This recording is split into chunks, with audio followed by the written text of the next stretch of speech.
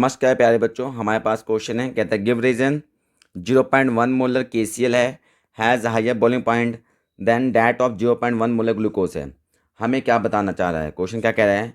Question कह रहा है कि आपके पास 0.1 मोलर KCl है और 0.1 मोलर ग्लूकोज ही है, बट KCl का बॉइलिंग पॉइंट ज़्यादा है, ऐसा क्यों है? तो इसको समझते हैं। इस क्वेश्चन को मैंने दो केस में बनाया है, एक केस 1 है और एक केस 2 है। केस 1 में मैंने KCl का यूज़ किया है यहाँ पे देखो, और केस 2 में शुगर सोल्यूशन का यूज़ किया है। शुगर क्या होता है? ग्लूकोज। ग्लूकोज को मैंने शुगर लिखा है, आपको कन्फ्यूजन ना हो इसलिए मैं यहाँ पे ग्लूकोज लिख देता हूँ। ठीक है जी, ये लो ग्लूकोज लिख देता हूँ। अच्छा आगे देखो, आपने कहा मोलैरिटी इसकी कितनी 0.1 है, इसकी मोलैरिटी कितनी 0.1 है। तो बॉइलिंग पॉइंट का केस है, जब बॉइलिंग पॉइंट का केस होगा फॉर्मूला मैं बॉइलिंग पॉइंट का लगाऊंगा। तो चेंज बॉइलिंग पॉइंट का जो फॉर्मूला होता है वो होता है IKVM। ठीक है, डेल्टा टी बी कहता है IKVM। एम बेटा स्मॉल होता है, ठीक है, यहाँ पे मोलैरिटी होती है, ध्यान रखना बेटा। देखो एम दोनों का सेम है तो इस पर तो डेल्टा टी बी डिपेंड नहीं कर रहा, के भी दोनों का सेम है, इस पर डिपेंड नहीं कर रहा क्योंकि कांस्टेंट है।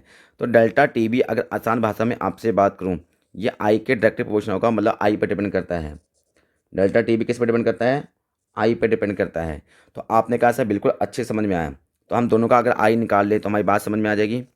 KCl का आई देखो कितना होगा, देखो के अगर KCl अगर टूटता है, डिसोशिएट होता है, तो डिसोशिएशन की इसकी बात करते हैं KCl की, तो ये K प्लस में टूट जाता है और Cl नेगेटिव में टूट जाता है। ऐसे ही अगर यहाँ ग्लूकोज की बात करें तो ग्लूकोज तो पहली बार टूटता ही नहीं है। अगर मैं ग्लूकोज की बात करूँ ना, डू नॉट डिसोशिएट, ये टूटता नहीं है, ठीक है जी। इसलिए इसका आई कितना होता है? 1 होता है। और देखो इसका आई कैसे निकालते हैं, पोटाशियम का यहाँ कितना है, जब कुछ नहीं होता ना सर तो कितना होता है? 1 होता है। ये देखो इसके सामने कितना है? 1 है, इसके सामने भी 1 है। टूटने के बाद कितना आपके पास? 2 है ना, ये 1 + 1 2 हो जाएगा। और टूटने से पहले कितना था? यहाँ पे 1 था ना, तो 1। इसका आई कितना आ गया? 2 आ गया। जिसका आई ज़्यादा होगा उसका बॉइलिंग पॉइंट ज़्यादा होगा, क्योंकि आप ही बता रहे देखो डेल्टा टी बी जो है आई के डायरेक्ट प्रोपोर्शनल है, जिसका आई ज़्यादा उसका डेल्टा टी बी ज़्यादा। तो भैया आई इसका ज़्यादा है और ग्लूकोज का तो 1 ही होता है, ठीक है, क्योंकि टूटता नहीं है। तो जिसका आई उसका बॉइलिंग पॉइंट ज़्यादा, इसके डेल्टा टी बी का बॉइलिंग पॉइंट क्या होगा? ज़्यादा होगा।